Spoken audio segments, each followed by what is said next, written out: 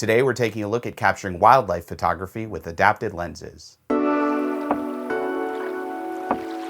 Hey everyone, Sean here with Photodiox.com. This time of year there's all sorts of interesting birds migrating through northern Illinois, and I've been out there trying to capture them. I started out using this vintage Cooke C-mount lens that I picked up at an antique store last year. This is a Cooke Telekinetic Anastigmat 4-inch f4.5 C-mount lens. 4 inches is 100 millimeters, which isn't super long for capturing wildlife. But when I mount it on this tiny Pentax Q camera, which has a crop factor of 5.53, the lens becomes a 553 millimeter equivalent, giving me plenty of zoom to capture some nice shots. And I'm using our Photodiox C-mount to Pentax Q adapter to mount this lens on my camera. Now this is an older digital camera, so the image quality isn't going to be as great, but I do like some of the photos I was able to capture. Here's one of a hooded merganser, which is a beautiful bird that migrates through about this time of year. Love this photo. And I think these are blue-winged teal. I love the beautiful patterns on their feathers and the white strip by their bills. Next, I mounted this lens on my Blackmagic Pocket Cinema camera. This is the original HD camera. Let's just mount it on the Photodiox C-mount to Micro Four Thirds adapter. Line up the red dot. There we go. Now this is the original Blackmagic Pocket. It's an HD camera, and I do have the Pocket 4K, but what I like about this one is it has a smaller sensor, so you get more of a crop. The crop factor is actually 2.88, making this lens a 288 millimeter equivalent. Not as long as when the lens is on the Pentax, but it still gets me pretty close to my subject. I captured some footage of birds, but I also grabbed some atmospheric landscape shots too. Click the link at the end of this video to see my full edit of this footage.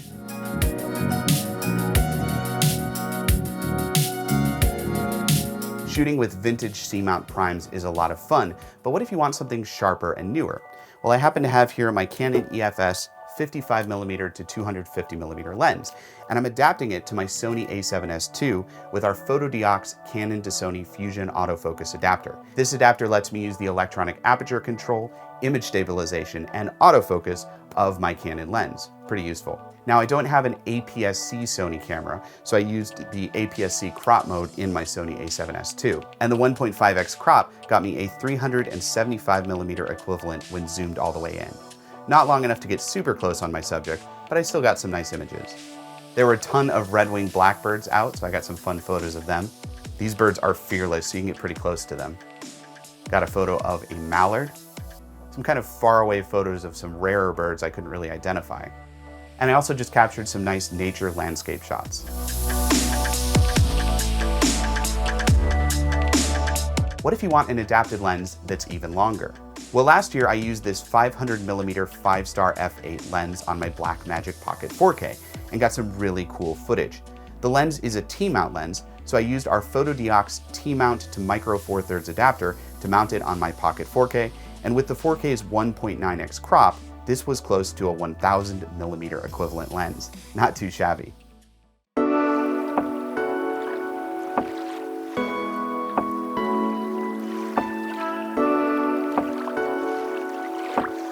I also used this 500mm T-mount lens on my Sony and captured some nice bird photos at Lake Michigan.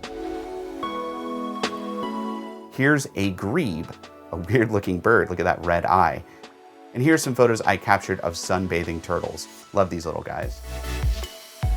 Now, nothing's ever going to beat a nice beefy telephoto lens made specifically for nature photography. But with a little bit of experimentation with lens adapters and crop factors, you can still get some pretty good results. Click the links in the description below to learn more about all of the lens adapters featured in today's video. And click right here to subscribe to our YouTube channel for more videos just like this one. I'm Sean with Photodiox.com, and have a good day.